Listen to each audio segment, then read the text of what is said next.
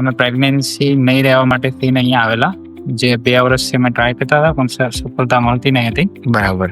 પછી અહીંયા રેફરન્સથી સત્વામાં આવ્યા હમ. ને અમને 3 મહિનાની અંદર સફળતા મળી ગઈ. હમ. તકલીફમાં એવું હતું કે મારી વાઈફને 2 પ્રકારની ગાંઠ હતી, એક ચોકલેટ ચિપ્સ અને ગર્ભાશયની ઉપર ગાંઠ હતી. જે બંને ગાંઠ અત્યારે નોર્મલ થઈને નોર્મલ રીતે પ્રેગ્નન્સી રહી ગયેલી છે. અને તમને શું સ્પર્મમાં તકલીફ હતી? હા, સ્પર્મમાં મારે જે સ્પર્મ છૂટા પડીને ડેડ થઈ જતા હતા, જે આગળ નહોતા વધી શકતા, એ 2 મહિના દવા લીધી એટલે એ બી નોર્મલ થઈ ગયું. બરાબર. કેવું લાગ્યું હોમિયોપેથી દવાથી? બસ એકદમ ફાઇન. ને બીજી વસ્તુ કે મને માથાનો બહુ ભાવ હા. પહેલેથી, હા. એ બી જતો રહ્યો છે હવે. બિલકુલ માથાનો નથી દુખતું ને હવે? તમને કેવું લાગ્યું હેતલબેન?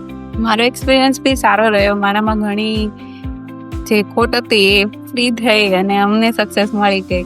જે બધા વિચારો અને ટેન્શન ના બધું જે હતું એ તમને જે ખરાબ વિચાર આવતા હતા એ બધા જતા રહ્યા અને માઇન્ડ થી ફ્રી થઈ ગયા. ફ્રી થઈ ગયા ને એકદમ? હા. કેવું લાગ્યું હોમિયોપેથી તમને આ 2-2.5 મહિના? હોમિયોપેથીનું રિઝલ્ટ એકદમ મસ્ત છે.